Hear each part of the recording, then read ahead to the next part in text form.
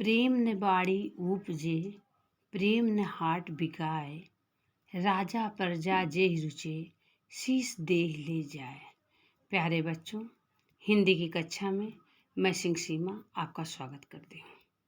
जैसा कि बच्चों मैंने पंक्ति पढ़ा, आप पंक्ति को सुनकर आपको पता चल गया होगा कि हम किसके बारे में बात करने वाले हैं। कि आपको हम कक्षा 9 साखियों के बारे में बात करेंगे, जो कबीरदास जी द्वारा लिखा गया है। अब सबसे पहले बच्चों हम पाठ का परिचय देखते हैं कि पाठ का परिचय क्या है। शीर्षक इसका क्या है? साखियाँ।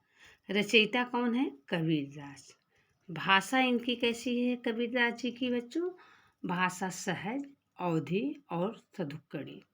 कर्म क्षेत्र इनका क्या था? समाज सुधारक कवि थे। इन्होंने समाज को सुधारने का प्रयास किया। कबीरदास जी का देखिए यहाँ पर चित्र दिया गया है। अब हम कबीरदास जी के परिचय के बारे में देखते हैं कि इनका जन्म कहाँ हुआ और कब हुआ। कवि परिचय। जन्म सन 1398 लगभग हुआ था, कंफर्म नहीं है। जन्मभूमि लहरतारा, जो हमारा काशी में पड़ता है। मृत्यु सन 1518 लगभग हुआ था। और पालक माता पिता जो इनका पालन पोषण किए थे, उनका नाम क्या था? नीरू और नीमा। मुख्य रचनाएं साखी, सबद और रैमनी। कवि निर्गुण धारा ज्ञानाश्री शाखा के कबीरदास जी माने जाते हैं। बच्चों, हम ऐसे व्यक्तित्व के बारे में आज जानेंगे जिन्होंने जात पात की संकीर्ण मानसिकता से ऊपर उठकर मानव मात्र के बीच प्रेम का प्रचार प्रसार किया। मानव के बीच एकता और अखंडता समता बनाए रखने के लिए अपना सर्वस्व जीवन दे दिया। ऐसे विशिष्ट व्यक्ति के हम और आप जानते हैं, जिसको हम संत कबीरदास जी के नाम से जानते हैं। बच्चों, सबसे पहले हम संदर्भ लिखते हैं। जैसे कोई भी कविता हो, कोई भी दोहा हो, उसको हम व्याख्या करने से पहले बच्चों हम संदर्भ लिखते हैं। तो हमारा संदर्भ क्या है? प्रस्तुत पंक्ति हमारी पाठ्य पुस्तक क्षितिज भाग 2 साखियाँ शीर्षक पाठ से ली गई हैं। इसके रचनाकार निर्गुण धारा के महान कवि कबीरदास जी हैं। अब प्रसंग इसका क्या होता है बच्चों? कबीरदास जी ने अपने भक्ति संबंधी विचारों को प्रस्तुत किया है। प्रसंग देखिए, सभी दोहा में, सभी काव्य में बदलता रहता है, लेकिन संदर्भ एक जैसा रहता है। साखियाँ ये जो है हमारी कबीरदास जी द्वारा जो लिखी गई है, इसको पढ़ने का बच्चों 2 विधान है, एक सामान्य विधान और एक छंद विधान। तो सबसे पहले हम सामान्य विधान में पढ़ते हैं। मान सरोवर सुभर जल, हंसा केल कराहे, मुक्ता फल मुक्ता चुगे, अब उड़ अनत न जाए। प्रेमी ढूढ़त मैं फिरों, प्रेमी मिले न कोई, प्रेमी को प्रेमी मिले, सब विसमृत होए। अब हम तीसरे पर चलते हैं बच्चों। हस्ती चढ़िए ज्ञान को, सहज दुलीचा डार, स्वान रूप संसार है, भूखन दे झक मार। हमने बच्चों आपके सामने सामान्य विधान से पढ़ा। अब हम छंद विधान से पढ़ेंगे इसको, क्योंकि हमें तभी उसका अर्थ प्रकट होगा बच्चों जब हम इसको बार बार पढ़ेंगे। छंद विधान आप देखिए। मान सरोवर सुभर जल, हंसा केलि कराय, मुक्ता फल मुक्ता चुगे, अब उड़ी अनत न जाए। प्रेमी ढूढ़त मैं फिरों, प्रेमी मिले न कोई, प्रेमी को प्रेमी मिले, सब विष अमृत होए। हस्ती चढ़े ज्ञान को, सहज दुलीचा डार, स्वान रूप संसार है, भूखन दे झक मार। देखो बच्चों, आपके सामने सामान्य विधान से भी पढ़ा गया, छंद विधान से। छंद विधान से पढ़ने से हमारे मन में, हमारे मस्तिष्क पे बहुत प्रभाव पड़ता है। इसलिए किसी भी काव्य को पढ़ने के लिए हमें छंद विधान का ही उपयोग करना चाहिए। तो इसके मान सरोवर सुभर जल, हंसा केली कराए, मुक्ता फल मुक्ता चुगे, अब उड़ी अनत न जाए। इसके कुछ कठिन शब्द हैं जिसकी हम मीनिंग देखेंगे। सुभर, सुभर मैंने अच्छी तरह भरा हुआ, केली मतलब क्रीड़ा, मुक्ता फल यानी मोती। देखिए, मानसरोवर एक झील का नाम है जो कैलाश पर्वत पर है। और कबीरदास जी कहते हैं, हंस जो बहुत सुंदर पक्षी होता है, हंस मानसरोवर नामक झील के जल में क्रीड़ा कर रहा है, क्रीड़ा करते हुए आनंदित हो रहा है। और उसमें वो क्या कर रहा है, मोती चुंग रहा है। उसे छोड़कर वो कहीं जाना नहीं चाहता है। मतलब मानसरोवर जिसमें पानी बहुत भरा है, हंस को जितना पानी चाहिए उतना पानी उसके लिए पर्याप्त है। तो कबीरदास जी कह रहे हैं, हंस मानसरोवर नामक झील के जल में क्रीड़ा करते हुए आनंदित होकर मोती चुग रहा है और उसे छोड़कर कहीं नहीं जाना चाहता। मानसरोवर झील में जल भरा हुआ है, जल की कमी नहीं है और उसमें खाने के लिए मोती भी बिखरे हुए हैं। तात्पर्य है कि हमारा मन भी मानसरोवर झील के समान है। कबीरदास जी बोल रहे हैं, हमारा ये जो मन है वो भी कैसा है, मानसरोवर झील के समान है और एक ज्ञान के जल से पूरी तरह भरा हुआ है। यहाँ पर मोती बिखरे हुए हैं। मोती जो है ज्ञान के मोती बताया गया है। इसको हंस रूपी सज्जन पुरुष, ज्ञानी पुरुष ही चुनते हैं।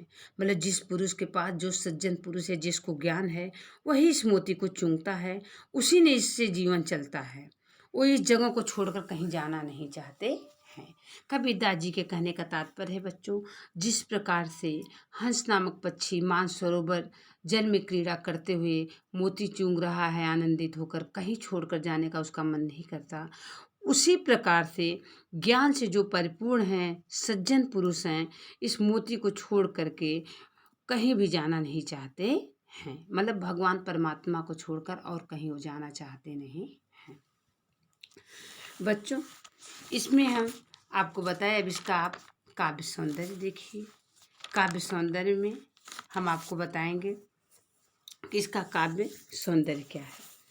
काव्य सौंदर्य बच्चों, इसमें भक्ति रस का प्रयोग किया गया है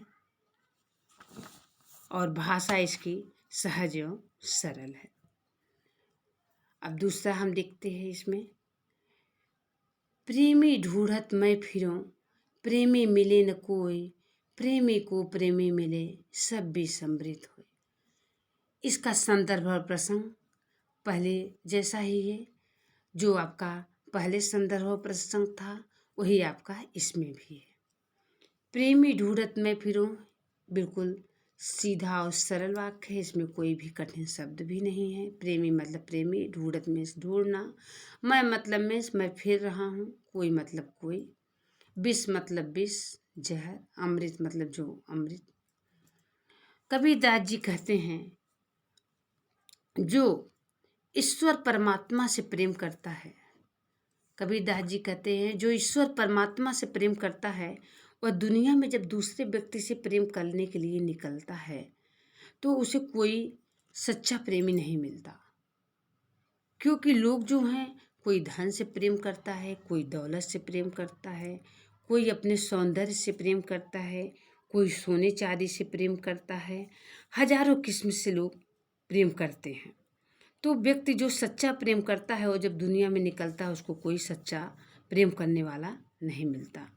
परंतु प्रेम से उठकर परमात्मा से जो प्रेम करता है, परमात्मा के से प्रेम में जो डूबता है, वही सच्चा प्रेमी है। ऐसे में विष भी अमृत के समान हो जाता है। ऐसे में विष भी अमृत के समान हो जाता है। कबीरदास जी बोल रहे हैं कि जो परमात्मा से प्रेम करता है और परमात्मा के प्रेम में डूबा रहता है, वही सच्चा प्रेमी है। ऐसे लोगों को विष भी अमृत के समान हो जाता है। मतलब आप विष देंगे, वो अमृत के समान अमर हो जाता है।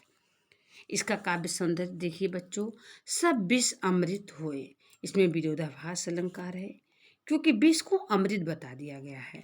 भाव सौंदर्य, सच्चा प्रेम सद्गुणों की रचना करता है। सच्चा प्रेम सद्गुणों की रचना करता है। सच्चा प्रेम करने वाले हमारी जो कमजोरियां हैं, अवगुण हैं, सब दूर हो जाती हैं। जो सच्चे प्रेमी होते हैं, सच्चा जो प्रेम करते हैं परमात्मा से, जो भी उनके पास अवगुण रहते हैं, कमजोरियां रहती हैं, सब दूर हो जाती हैं। अब हम आपको तीसरे नंबर का देखते हैं साखी का।